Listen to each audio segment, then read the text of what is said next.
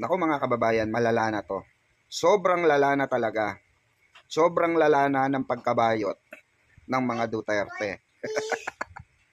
Dahil po tumanggi si Pulong Duterte sa ICI na umattend para sa investigasyon personal na tanungin siya sa mga flood control project at ghost project sa Davao City. Diba? Dahil kitang-kita naman natin ang ebidensya from the past few years kung gaano binabaha at gaano kalala ang korupsyon sa Davao City. At yan nga po ang natagpuan ng ICI during nung nag-visit sila sa Davao City na napakatalamak at gustong imbestigahan itong napakalaking pondo, 51 billion sa isang distrito.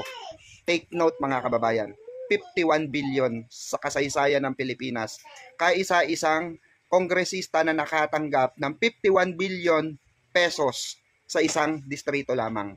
Ang hawak po ni Pulong Duterte ay District 1 lamang. So, eto panoorin natin yung video kung bakit siya tumanggi. Parang kay Trillanes, tanggi rin siya kay Trillanes, 'di ba? Kasi yung mafia niya. So, eto panoorin natin.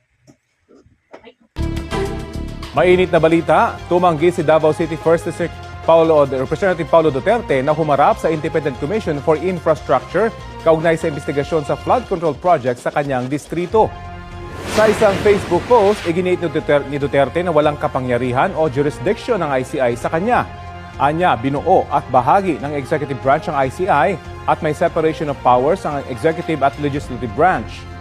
Wala rin man daw siyang maisasagot tungkol sa issue sa budget insertions dahil hindi siya bahagi ng House Appropriations Committee.